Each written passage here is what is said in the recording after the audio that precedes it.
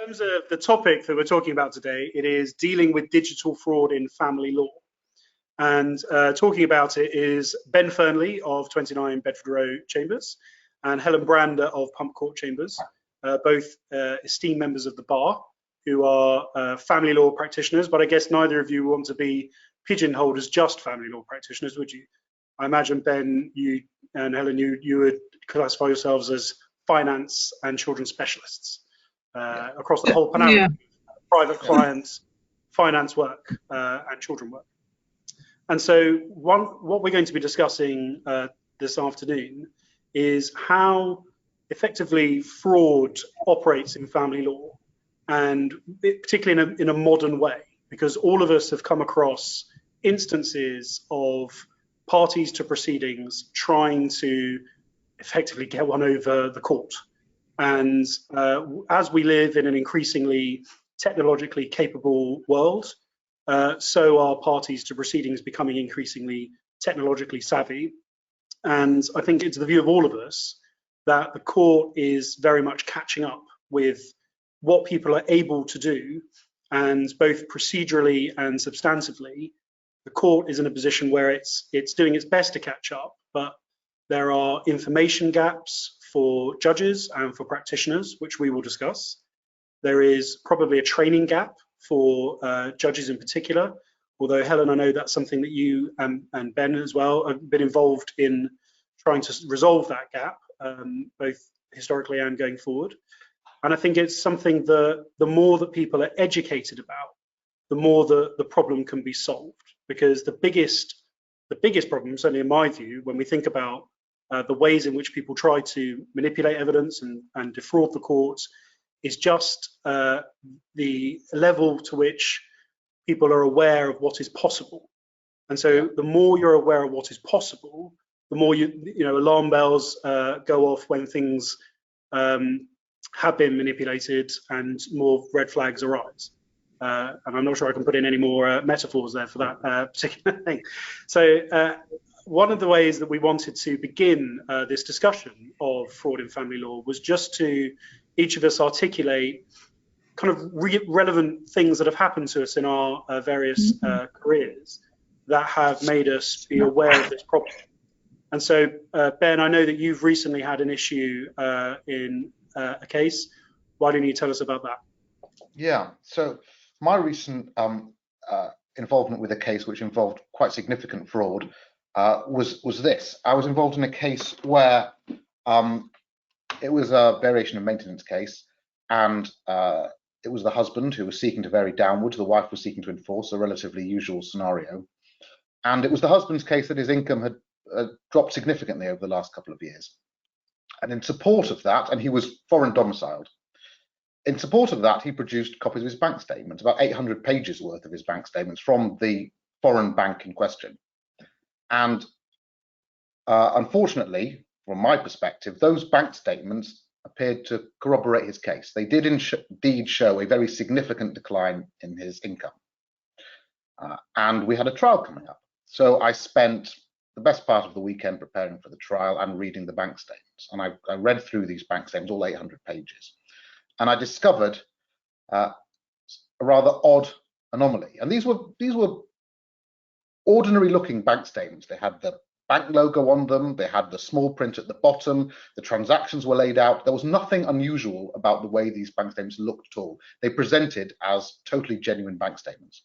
And you're someone you've seen many bank statements over your career. So yeah, you would have seen literally hundreds of thousands of pages that you've analysed over your career, and nothing untoward from the aesthetic of them stood out. Nothing at all. And sometimes you get bank statements which have effectively been printed out from Excel. People have these plugins, don't they? They can download their bank transactions direct to a spreadsheet. And sometimes you get pages of spreadsheet transactions, and they always look a little concerning. But this didn't look like this. This looked like he'd photocopied his paper statements. And as you say, I've seen hundreds and thousands of pages of bank statements from all different banks all over the world. And there was nothing unusual particularly about these, except I noticed that there was one transaction which stood out to me, just one, which was that in 2016, his salary was paid in on the 31st of September. And of course, as soon as I saw that, I spent the next half an hour Googling how many days hath September? Is it the same as April, June, and November? And I noticed this, it was very odd. And I cross-examined him about the fact that his bank statement appeared to show that he received his salary on a date which doesn't exist. And the judge got quite interested in this. And the judge ordered him overnight to email his banker in this foreign jurisdiction. And sorry, Ben, we just clarify, this is a district judge, and this is a district judge in an English court. Yeah. A district judge in an English court ordered him overnight to obtain the original digital copies of his bank statements. His evidence was that he'd received PDF files from his bank and printed them out. So the judge said, I want to see the PDF files. Email your personal banker. So he emailed his personal banker, or what he claimed to be his personal banker, copying in myself and my opponent, and we all went home.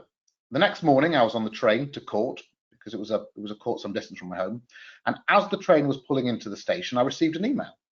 And this email was not from the personal banker, but was from the husband. And it just said FYI, see below. And it appeared to be a forward. And what it appeared to be was a forward from his personal banker saying, Dear Mr. Bloggs, due to data protection concerns, we cannot email the lawyers directly. We have to email you directly, but please feel free to forward on this email. Apologies for the error. Here with the digital copies of the bank statements you've requested. And attached were many, many PDF files. And when they opened up, they were indeed these bank statements. I pulled up the bank statement in question, September 2016, and lo and behold, it was exactly the same as before, save the transaction was now dated the 30th September, not the 31st. And of course, when you say pull it up, on what software are you pulling it up on? So at this moment in time in the story, I'm opening it on my laptop on the train on Adobe Reader. Right. I'm reading this PDF file on Adobe Reader, and the bank statement again looks perfectly genuine, and the date has now been corrected to the 30th September. Of course, I'm suspicious anyway, only because I cannot imagine a multinational bank making that sort of an error. I cannot even see how that error could occur actually with banking software. So the whole thing's very strange, but it looks because presumably transactions automatically, when they happen, they automatically are recorded, aren't they? So yeah, it's an automatic system. It's not data entry. His explanation that it was a bank error didn't ring true to my mind. But the bank statement turned up and the date appeared to be correct. There was nothing untoward about the new bank statement at all. Particularly if I hadn't seen the old one, I wouldn't have questioned it. But suddenly something occurred to me. I'm really glad it did. And I took a step which I don't think a lot of people even realize one can take. And perhaps we'll come on to talk about this. But I did a very simple thing. I clicked in Adobe Reader, I clicked File, I clicked Properties, and that allows you to look at what's called the metadata, which is the information underlying the file. It has things like the date it's created appended to the file and the software that created it. And more importantly, it has the author.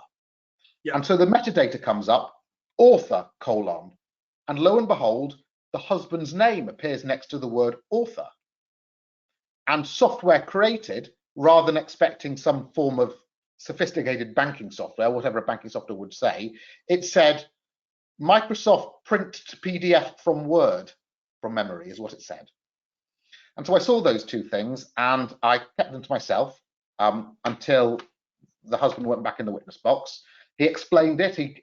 I took him in detail through how he'd obtained the statements, how he'd contacted the banker in this foreign jurisdiction, how they'd been emailed to him. He gave a lot of evidence explaining how these statements had come to him. And then I asked everyone in the courtroom to open up these files digitally, including the judge. And I did the same exercise, went through the metadata, and I asked him how it came to be that his name was listed as the author. And extraordinarily, he accepted that he had created every single one of his own bank statements himself. In other words, he'd forged his own bank statements. And this is because you'd created a situation where the narrative that he'd given before didn't match up with the metadata underlying evidence. So yes, I mean, for the metadata to be accurate, as him as the author, there would needed to be a step where he downloaded it onto his computer and created a separate file via his own software on his computer, thereby becoming the author. Yeah. So, in other words, the questions I'd asked him leading up to that point the two could not possibly coexist. He could not be listed as the author on the PDF file, and his previous explanation could not also be true. One of those things, there's a disconnect. So he accepted, after some pushing and probing, refusing to answer the question, he accepted he'd created them all himself. And he accepted, in fact, what he'd done is he'd gone home after court the day before, having realised he'd made an error on his bank statement, and corrected it himself and emailed them all out, purportedly from his banker. And in fact, he accepted that the email that came from his banker was in fact from him, and it wasn't from his banker at all. He never received a reply from his banker, as it happened. And as a result of that, well, first of all, he dropped, unsurprisingly, his application with downward variation.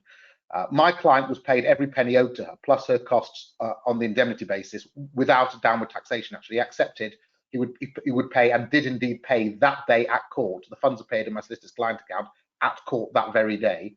All of the arrears, all of the costs, and then the district judge, quite rightly, made a very strongly worded referral to the relevant police force. See, what I like about that then is the importance in these situations of proving fraud is establishing the narrative that's being put forward first. Correct. And then once you've established that, then putting the evidence which contradicts it. Because of course, correct, if you hadn't been so specialist, you could have just turned up and gone straight away, well, hang on a minute, why, right at the start, before given any evidence or explanation at all, you could have said, hang on, I want to raise a red flag here. The metadata doesn't back up what I think might be the situation. Yeah. And of course, because you'd boxed him in and put him in a situation where he'd already committed himself to a narrative which wouldn't support the metadata, without giving away that you knew the metadata said otherwise, I think it's a really important lesson for people, because to put the metadata the other way around gives them the opportunity, doesn't it, to try and fit their narrative to the metadata rather than the other way around. Which is, I think they're always going to have problems with that, though, aren't they? They're always going to struggle with that. And the problem is then what you've had to do is take it all the way to trial to deal with that, and the costs that are involved and the stress to everybody involved, the court time that's involved. If it's dealt with earlier, then it's much more effective. But it's nice to have a trial and get that admission. But really, we want to try and stop it as soon as we can, don't we? And moreover, I think that the real message from that story, unfortunately, is that had I, and it was more, I would suggest, more luck than anything else, had I not seen that one transaction on that one date that did not exist, none of this would have been unraveled. And the judge would have and so, and you know, in a sense, I'm thankful to him that he made the silly mistake he did. And people will always trip up at some point. And it goes back to the old forensic exercises of actually really forensically examining what's handed to you.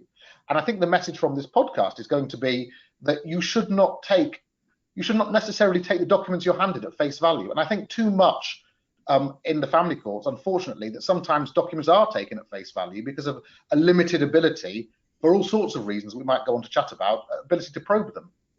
Yes. Completely agree. Yeah, I absolutely agree with him. One of the fundamental assumptions, I should say, that is entirely wrong is that a PDF document is sacrosanct and cannot be edited.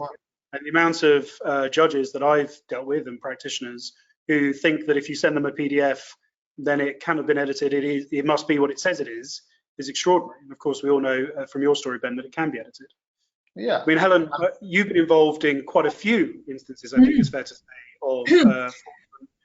of parties to proceedings trying to get away with things. What's an example that you want to talk about? Well, none of mine are anywhere near as sophisticated as Ben's. Clearly not hours and hours spent altering 800 pages of bank statements. The one that stands out for me most recently is a case where there was, it was a needs case, no children.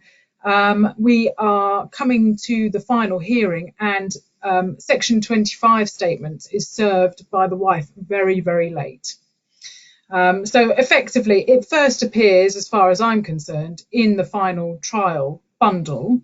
And going through that again, one of the issues is whether or not she moved into the family home on a particular date. So whether or not this was going to be a short marriage or a long marriage, which made a difference as far as she was concerned to the division of the assets, because it's a relatively small money case.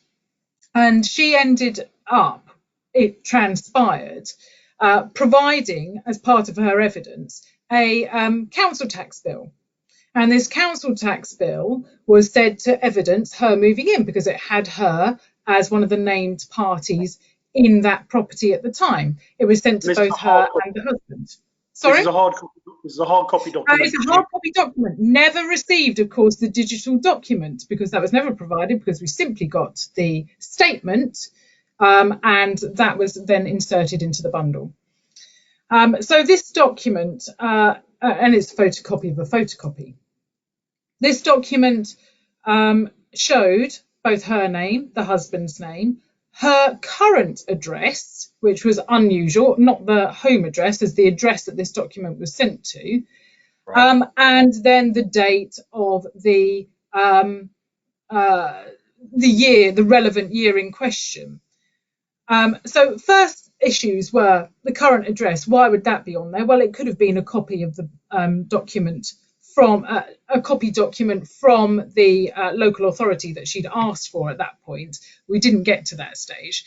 But the main issue for her was that she was saying, well, this is proof of me living there. Look, it's got my name on it. And that's why I'm there. But it also had a single occupancy discount on the bill. So there couldn't have been two adults living in that property, yeah. and paying council tax appropriately. I raised this in my note, and unsurprisingly, we negotiated a settlement before the trial got going, and some costs were your note for the final, and of course, the final hearing. Barristers do notes for the final hearing where they set out effectively their submissions for the judge and highlight any issues that they think might be relevant for the court to deal with at that hearing. Yes, and that was one of the obviously major issues. For her, it was a major issue. Overall, it didn't provide a significant difference in the division of the assets ultimately, because it was relatively small money. But for her, it was going to make a real difference. And in the end, she ended up conceding that in the negotiation, and we settled in favour of my client. Other examples more. So the judge didn't get to decide. The judge didn't make any fuss about it at all, just said, well done for settling, thank you very much, off you go.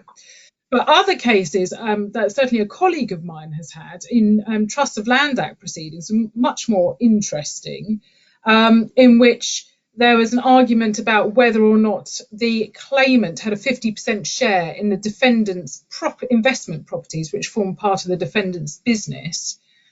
And in his particulars of claim, the claimant relied upon an email, which he said evidenced the party's common intention, that he had a share in these properties.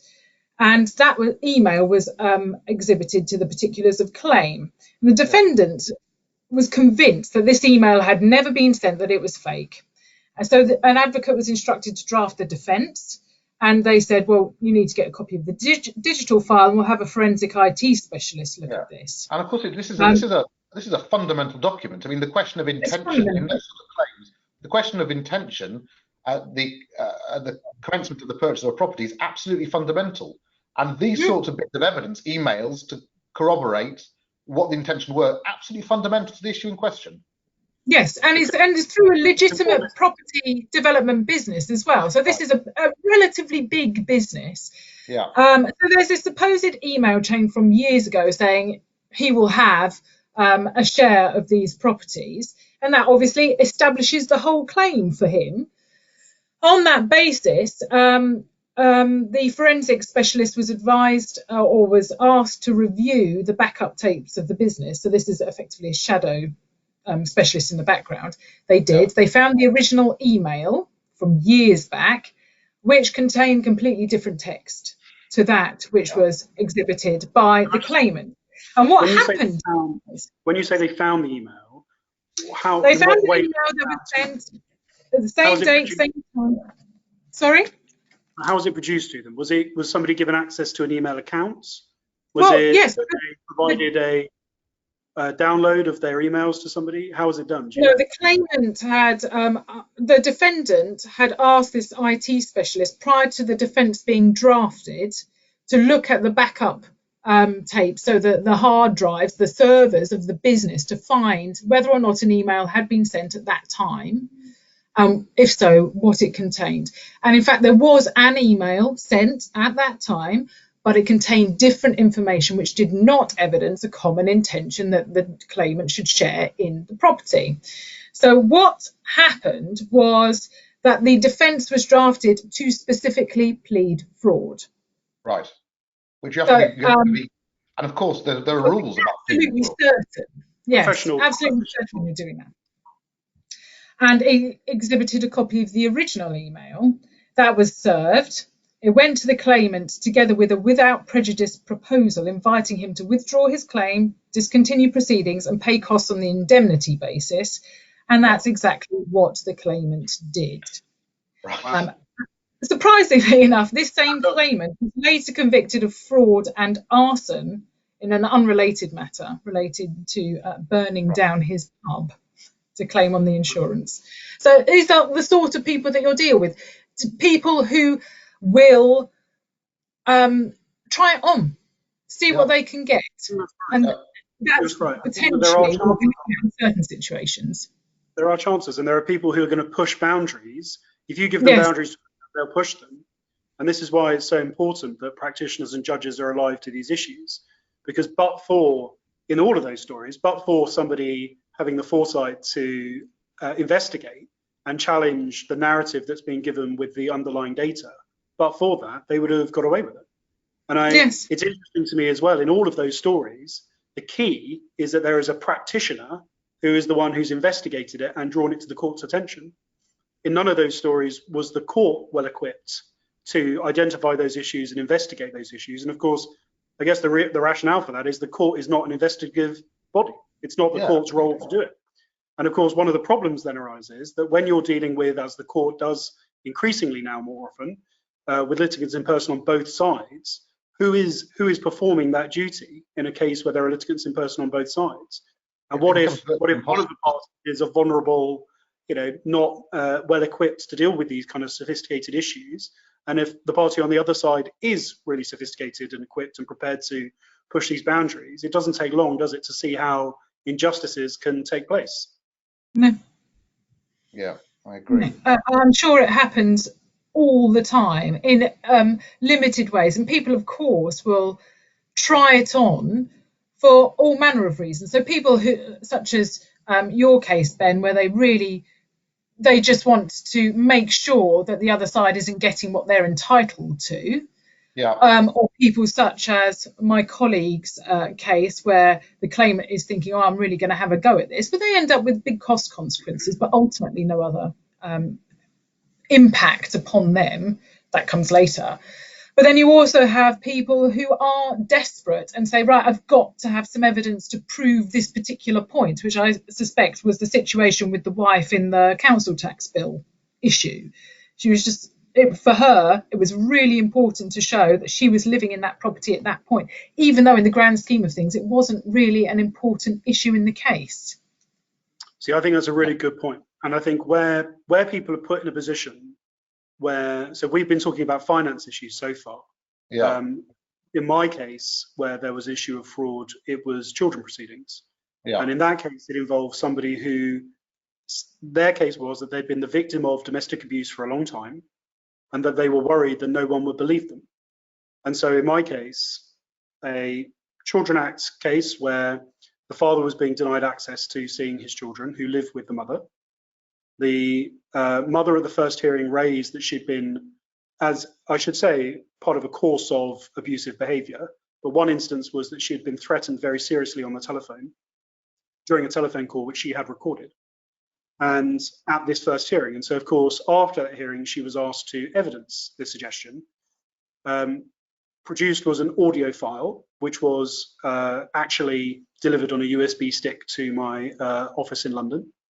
So therefore, we were able to analyze that. My client, who was the father, was absolutely adamant that he had never said it. So he accepted the phone call had taken place. You could look at he had an iPhone. You could see that the call took place as the mother had said on that occasion, and it was, the same duration and everything else that she had said. What was in dispute was the content of the call.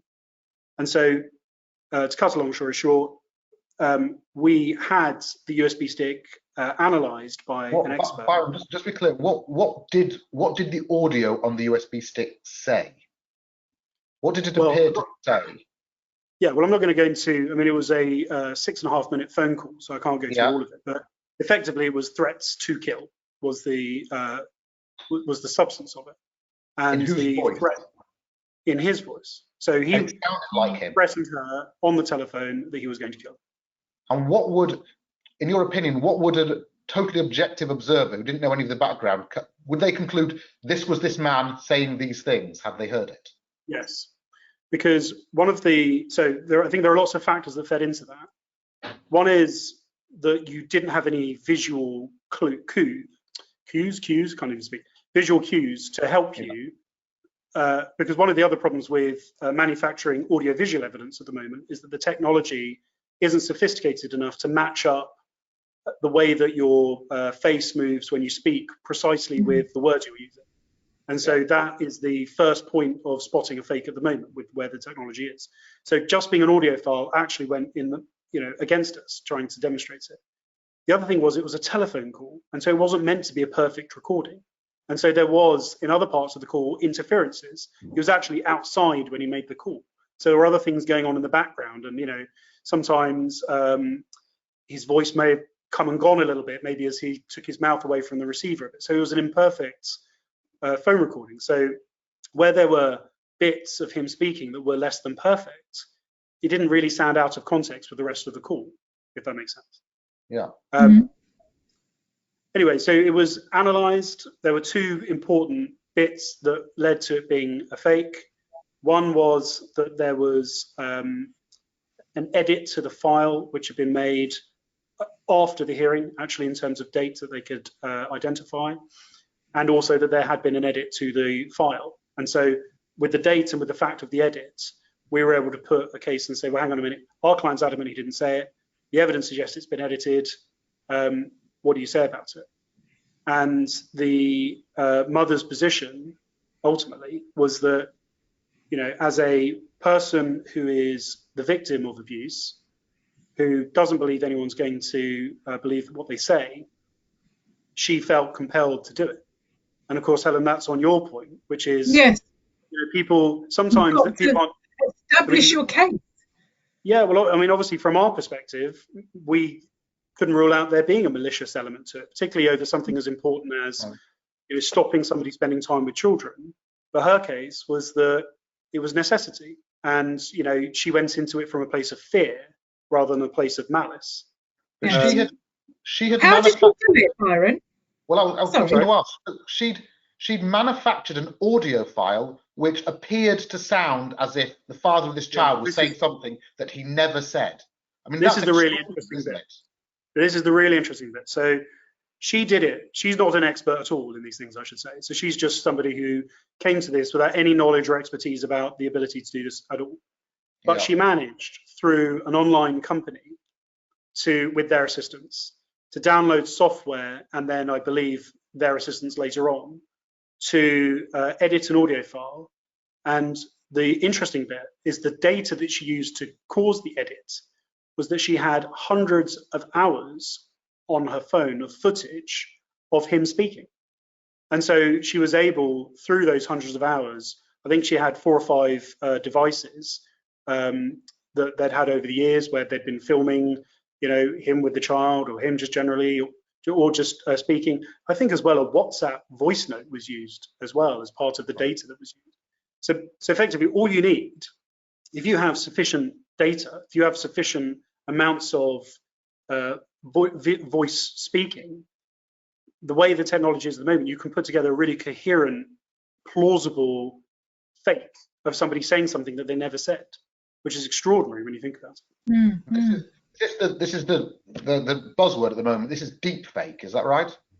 Yes, although so the origins of deepfake come from Radiolab, I believe, and is more an audio-visual aspect. And the famous first deepfake was of Obama, President Obama, saying something that he'd never said. Yeah.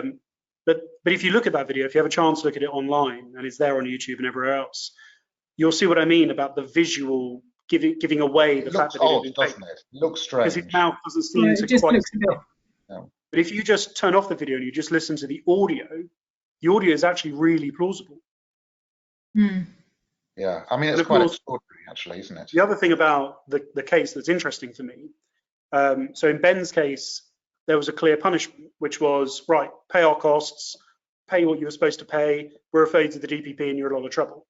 And in Helen's case, obviously it didn't go before a judge, but maybe the judge would have done something about it, who knows. But in this case, in a children case, for a judge to properly punish that level of manipulation, which, let's face it, is prima facie a criminal offence to mislead the court and to doctor evidence and try and, particularly with the effect of trying to stop somebody in a relationship with a child, which would be an aggravating factor. And I know we'll come on to talk about this in a bit, but what is a judge supposed to do? This is the main carer of 2 young children. Is the judge going to put her in jail?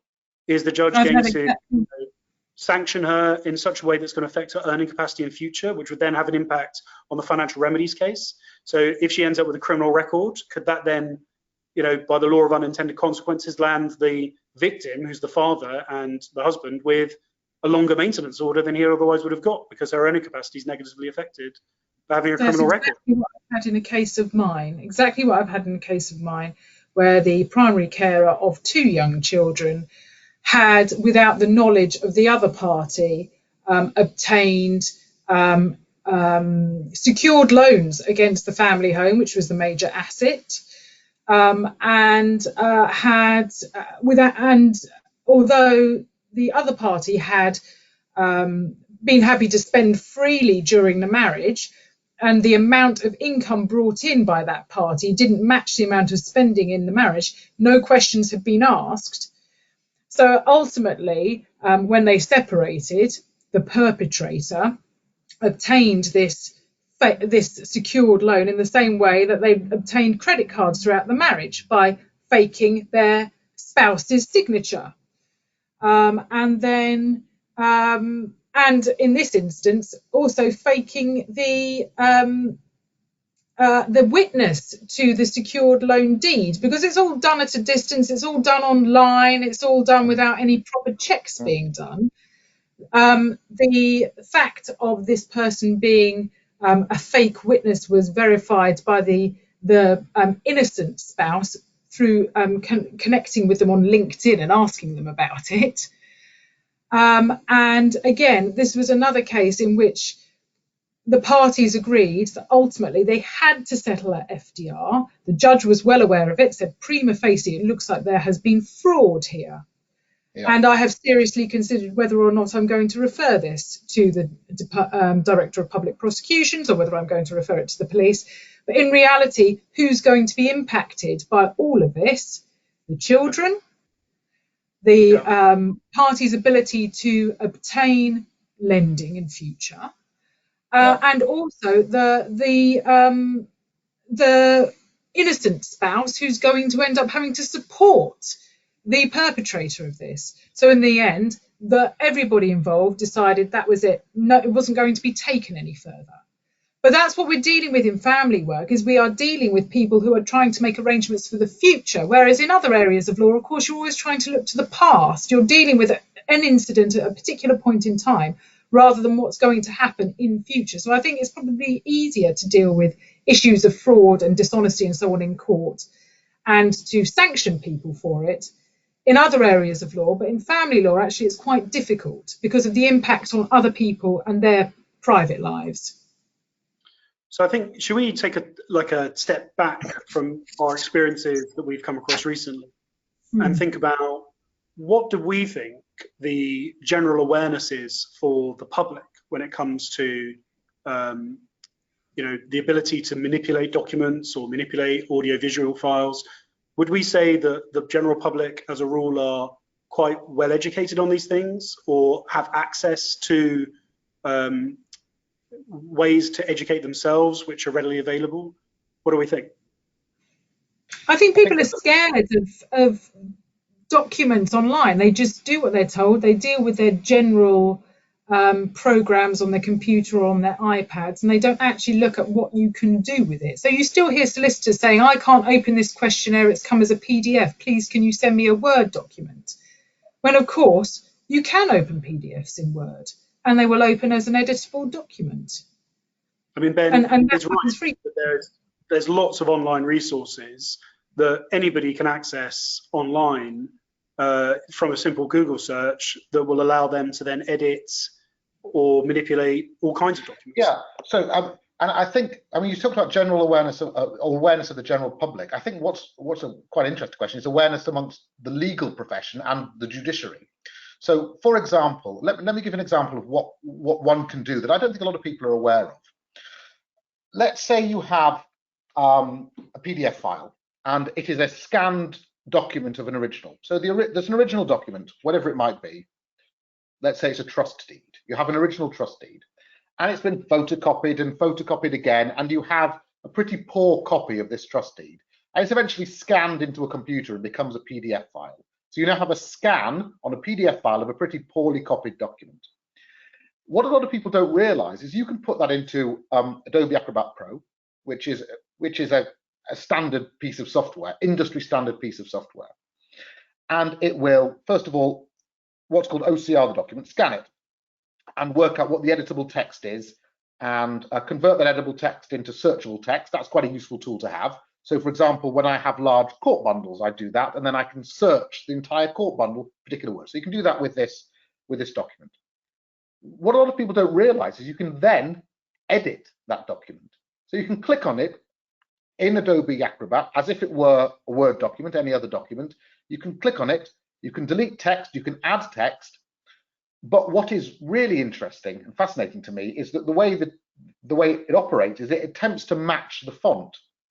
So you might think that if you were to add a paragraph on this badly copied document, you would have badly copied text and then a paragraph of crisp new text, which obviously stands out as being edited.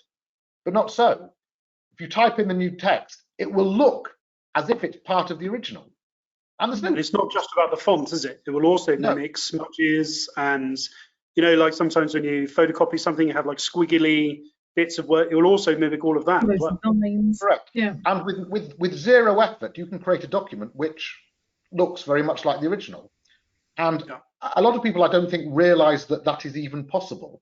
So, and again, we go back to the point I think we were making earlier, that you receive a document or something's printed out, and there's sometimes just an acceptance that this is what this document is. And you then have to decide to what extent you're going to be able to probe that.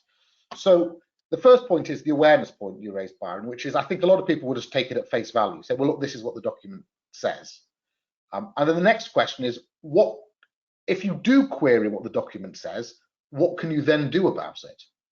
So to answer the first point, Byron, on awareness, I think that generally, I don't think people are aware that a document like this can be edited. The answer is it can be.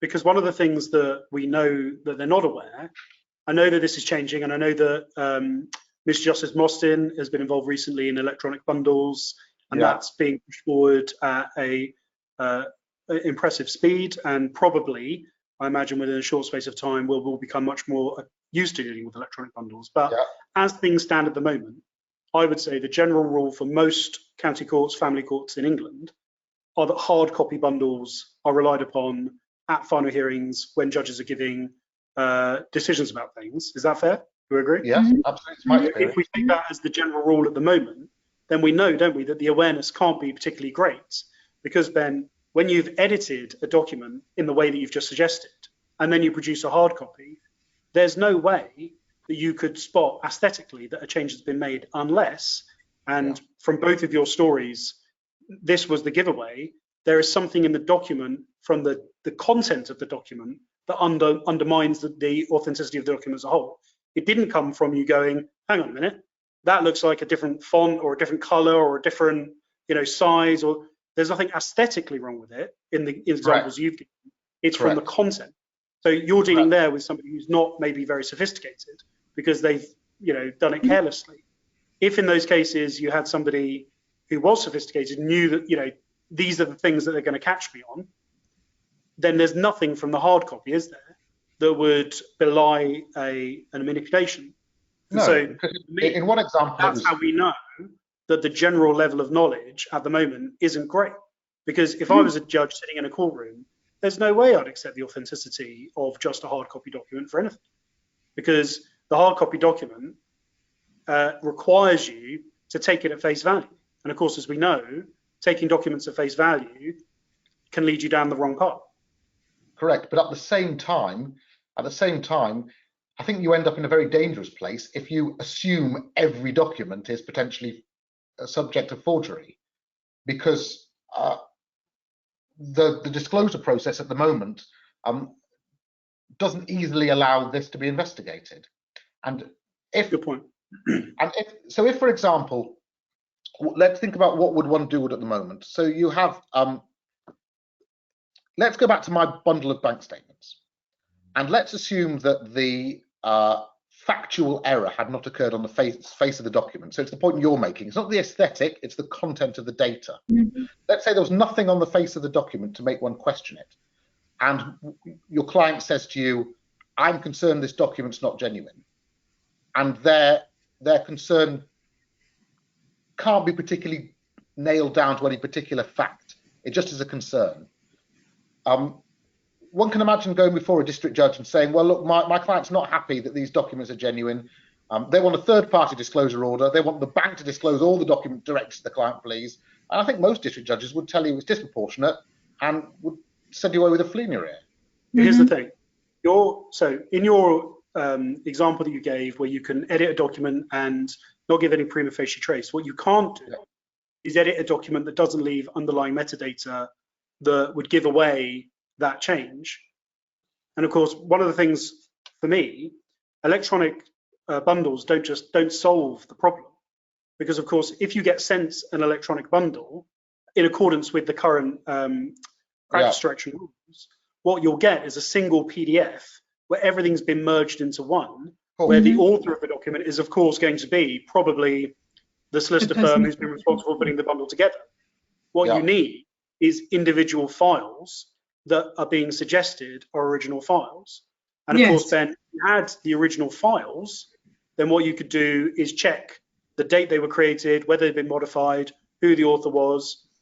But then we get into the next thing, which, you know, I think is the next stage of this. You know that you could obviously artificially change metadata. And I know we don't want to get into being a charter for or a guide to how people can defraud documents before the court. But of course, there are ways that you can manipulate what the metadata says. You can change who the author is, the date upon which it's done. So if you're really sophisticated, in Ben's case, what he could have done is change the time and the author to be insert bank name here and a relevant date. And when Ben clicked on the metadata, there wouldn't have been the cross-examination slam dunk that he had wouldn't have been as slam dunky. Because then what you have to do, you need an original file from the bank and the file that they're purporting is the original file to see if the author names are roughly the same, or sorry, exactly the same. And then Ben, to illustrate your point, you know, it's one thing to go before a judge and say, look, my client has a concern.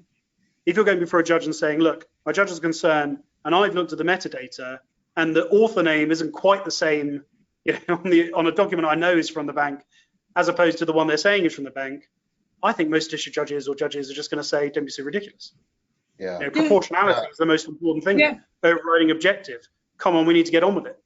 Yeah, well, I mean, the answer, I think the answer really is, fraud is obviously not a new issue. You know, fraud is as old as litigation. And the answer is, I think, first of all, it's awareness. That's the most important thing. I think that's why this discussion is so important, because I think it's important that people are aware that these things are possible. Then I think once you're aware that it is possible to do these things, I think people should be, so for example, I gave an example of an edited trust deed. I think that lots of people in that situation, I think, would accept the document, whereas personally, I think I would always say, we'd like to inspect the original, please. You know, or I want to go back to the most recent copy that's available. Where is it? Where's it come from? You know, I would like to inspect the file. And that's what we have to do, I think, with paper documents. With digital documents, anything that's been arrived digitally, it's all well and good the documents being printed, put in a bundle and sent to the other side as part of, for example, Form E disclosure. But I don't think it's unreasonable to say, well, where these have come from, have these come from a digital originals? And I think, Byron, you had some ideas about this, that Form E perhaps is amended to require people to state the source of documentation. And if it's come from digital documents, I think you should be entitled to see those digital originals. Yes. And then there's a bigger problem, what I also don't understand, and I'm sure maybe there's a technical reason for this, but with digital files, there's an answer to all of this which doesn't seem to be used industry-wide, which is digital signatures. Now, if people were to digitally sign their files, and that is effectively to create what's called a hash of the document, the fingerprint of the document, if you were to digitally sign the file, it's then very easy to check if a document's been altered between being sent and being received. As far as I'm aware, the banking industry generally doesn't use digital signatures, and I've never really understood why that is. So we can talk about digital signatures. That's a very technical point, but do you not think, Helen, that part of this is about culture? And we've had so long where judges are just used to having paper bundles. I saw, and I won't name him on this podcast, but there was a barrister who recently tweeted about how much he was reminiscing about the beauty of dealing with paper bundles and how he hated the new electronic ones and how much it was ruining his life. Was probably exaggerated. He didn't say ruining his life, but he was certainly annoyed about it to tweet about it. Helen, do you think that part of it, as well as educating about what is possible, is just a change of culture with people?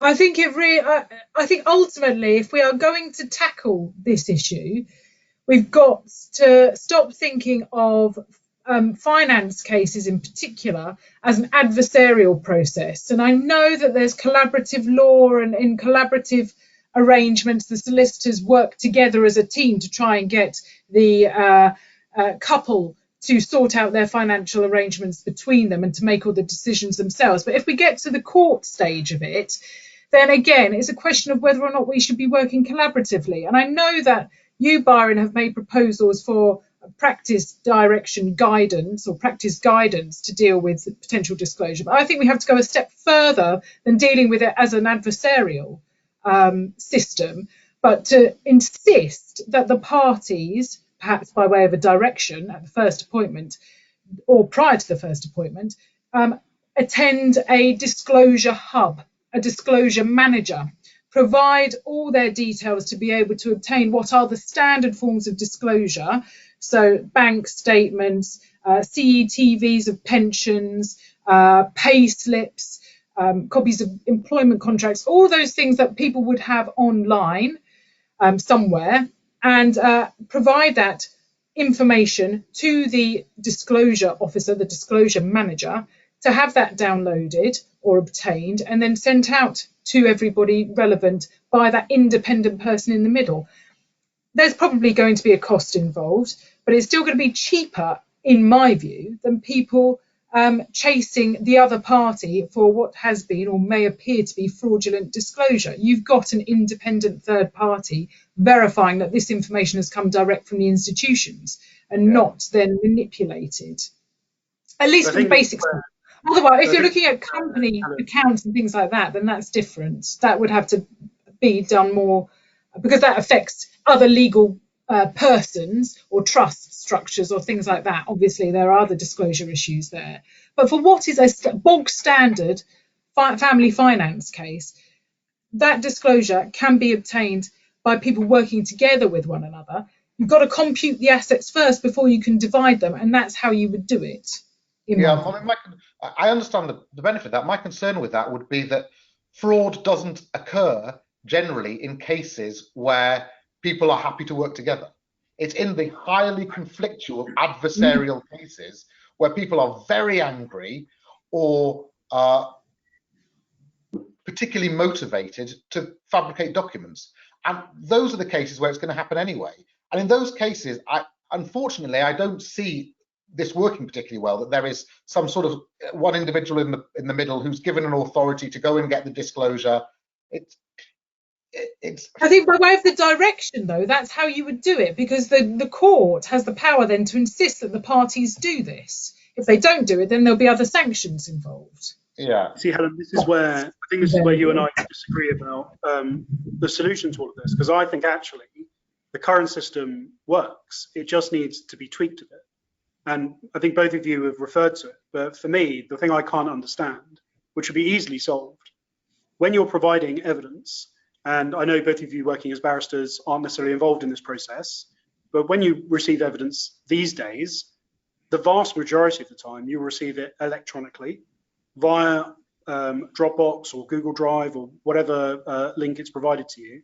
It's extremely rare to receive it hard copy to your office. So you're going to receive it electronically. So for me, adding a requirement that the documents you're provided with are original files, and as we've all identified, none of us, I don't think we are IT trained. We're people who've just got an interest in it, and as a result of that interest, have trained ourselves to be able to analyze documents in a basic way. I would imagine most of us and most practitioners, if they put their mind to it, if they were given an original document, original file, I should say, at least one purporting to be original, then they could perform basic checks to see whether or not there is an alarm bell that would go off from those basic checks. And I think, for me, that just solves a big part of the problem. It certainly solves a big part of the problem that exists at the moment, that hard copy documents are very easy to manipulate, and as an electronic bundle that's provided, I think I'm right in saying that Mr. Justice Mostyn's direction specifically requires it to be a single PDF file that can be searchable. And so, of course, inherent in that, you're then undermining the ability to check the veracity of documents. I wonder if that's something that's not been thought about. And so what's the issue in just requiring people to provide original documents with the electronic disclosure they're providing anyway? What's the issue? Why not do that? If the document was electronic originally, there's two categories of documents, aren't there? There's documents which are received from the third-party bank or your employer electronically. That's fine. Yep. But there are also documents which were never electronic to begin with.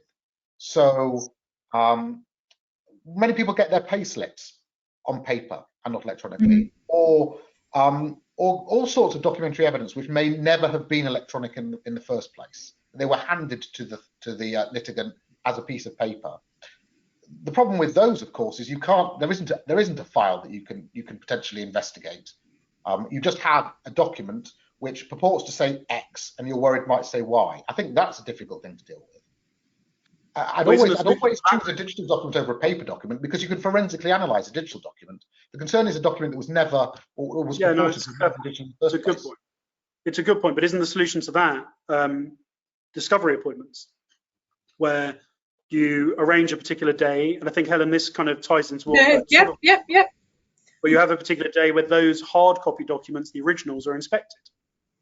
And that would solve a problem. But of course, in my line of work, I only do international cases. I think that would be quite problematic, because you would then need to find a third party that could officially referee in that situation. And we have clients who are all over the world in all kinds of locations, which it would be very hard to find a third party. Or the other option is, I think the courts should be far quicker to make third party disclosure orders. So in my case, my client says to me, I am concerned about the veracity of this document. The answer would be, the court says, fine, you litigant, if you're concerned about the veracity of this document, you're entitled to ask for a copy of it directly from the third party. But if you want to do that, you have to pay the third party's cost. Can I throw a spanner in the works there, Ben? Yeah. The problem with that is that those orders will be good against companies based in England, or with offices based in England. Correct. But for those companies who aren't based in England, particularly in jurisdictions such as the UAE or Saudi, they're just not going to care about a third-party disclosure, or they'll ignore it. In fact, I'd go as far as to say that they would have a policy of ignoring disclosure orders from foreign jurisdictions. Yeah, it's not. I agree. It doesn't work. It only works in cases where the third party is resident in the jurisdiction. I totally agree with you. But that is, to be fair, that is the vast majority of cases that come before the courts of England and Wales. Where and I think that the people that it impacts most are those with not much money. So they're the ones who are in England invariably. I agree with you, but you're never going to end up with a perfect system. And there is no such thing as a system which is going to eliminate all fraud. And to aspire to that is not a sensible objective. What I think is important is we can identify now serious immediate flaws in the system that could be well remedied just by, I think it could be by practice direction that would solve all the problems. I think it would also be remedied by training, which I know both of you are involved in for the judiciary, and training for practitioners. And Helen, I know you spoke to Resolution recently about exactly these issues. Mhm. Ben, I know you spoke to, was it in Oxford that you did the talk to people about it? And so those things are really helping raise awareness about it. And I think that combination of raising awareness and educating and training and requiring parties to do things could immediately make a big difference. So I don't think we should aim for a perfect system, but we could solve a lot of the problems that exist at the moment, couldn't we? I agree. Yes. I agree. The question is, Fundamentally, what are courts going to do, though, once they are presented with a case in court? That's a really good question. What do you guys think? So, Helen, you know, you will have been in front of hundreds, maybe thousands of district judges, I imagine, at this stage of your career. What do you think their general attitude is to these kind of issues? You know, at a first I think it has appointment, to be on a case-by-case basis. you say, I'm worried about this particular aspect of fraud. How many of them do you think would be open-minded to these kind of digital manipulation issues?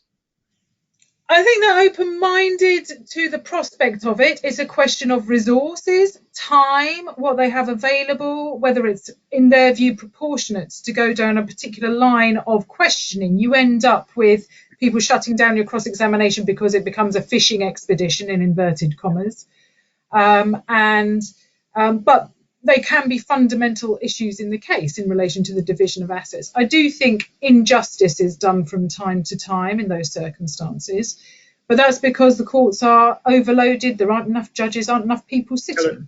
Isn't it the case as well that your proportionality argument is exactly right? That is what a judge would say. And in the small money cases, ironically, where proportionality is even more important, things need to get done as cheaply as possible. It's in those cases, isn't it, that a difference in money could make the biggest difference. It's almost where it can make the difference between being able to buy a home and renting. It can make a significant difference.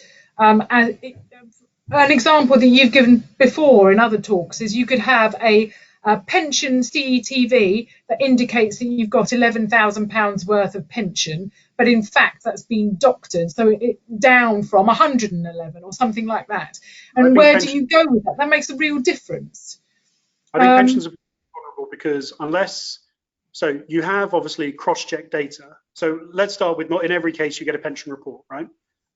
Because if you approached it from the point of view, well, the prima facie disclosure is there is only a very small pension, for example, then you probably wouldn't be saying a pension report is appropriate or proportionate in the circumstances. So you wouldn't have that third-party expert checking the figures with the relevant third parties.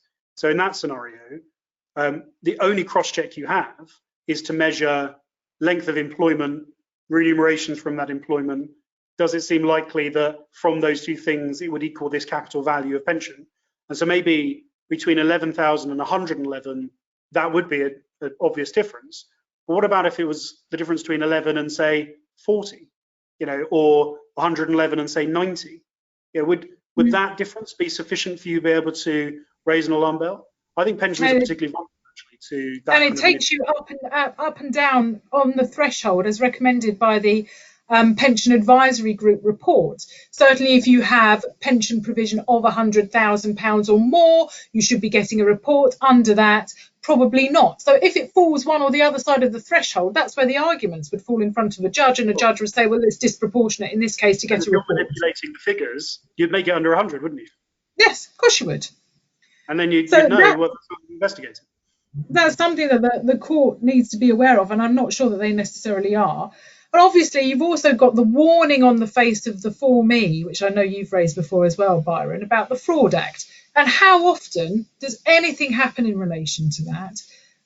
Are courts really obliged to say, well, look, we know we're stretched, we know the DPP is stretched, we know the CPS is stretched, we know that the criminal courts are absolutely on their knees, apparently, at the moment. And there we have a situation where a judge might say, well, am I going to place more burden on those bodies to look at what is a relatively small scale fraud in the grand scheme of things that impacts only upon the people in this family? Well, doesn't impact outside of it.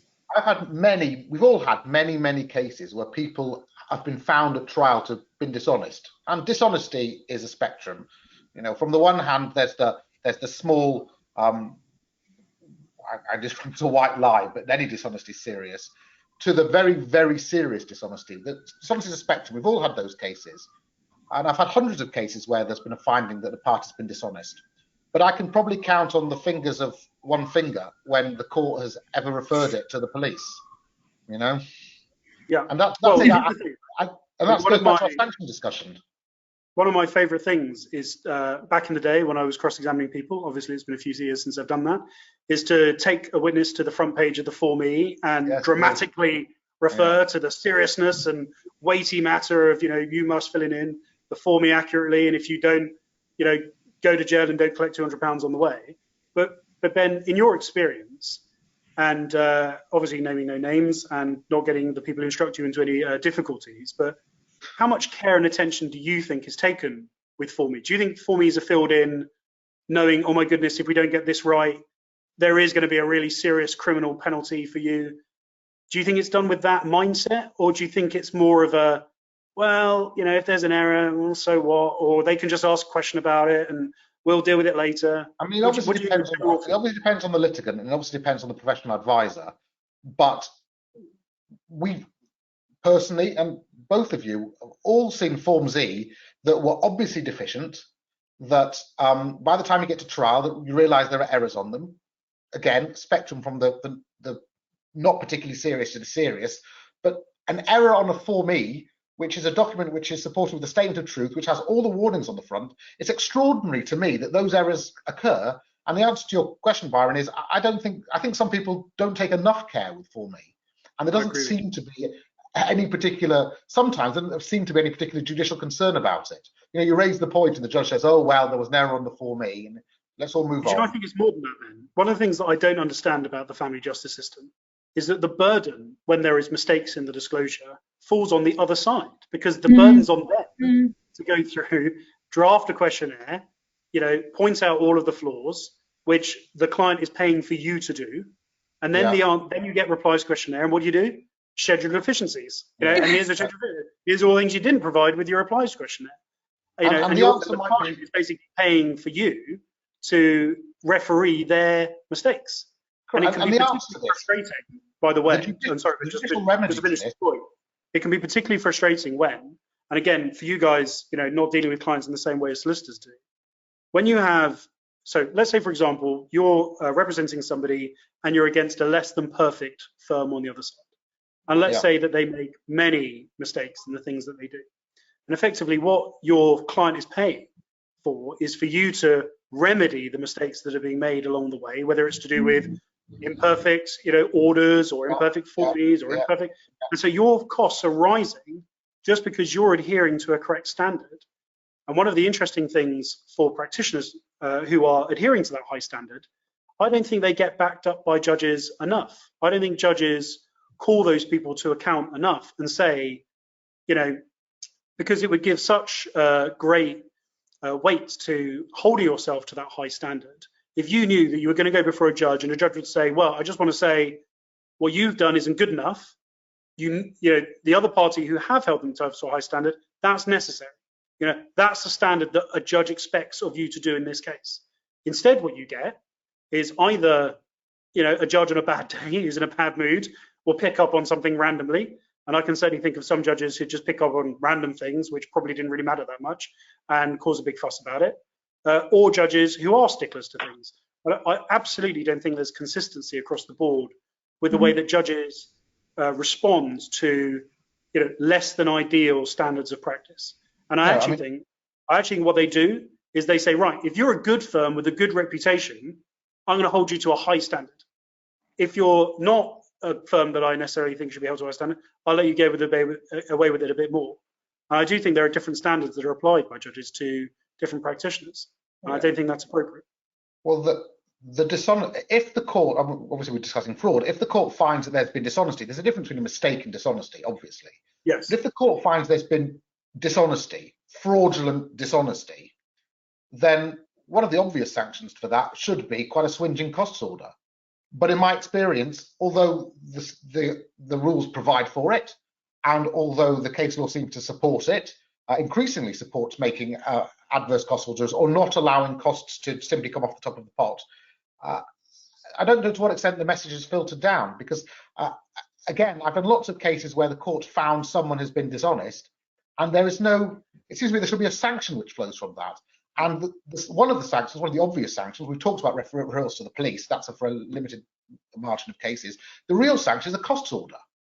And I don't know actually how much this bad behaviour is reflected in costs orders in courts up and down the country. I'm not sure. Helen, isn't the problem with that the cases that are reported tend to be bigger money cases, where there's money available to pay cost orders?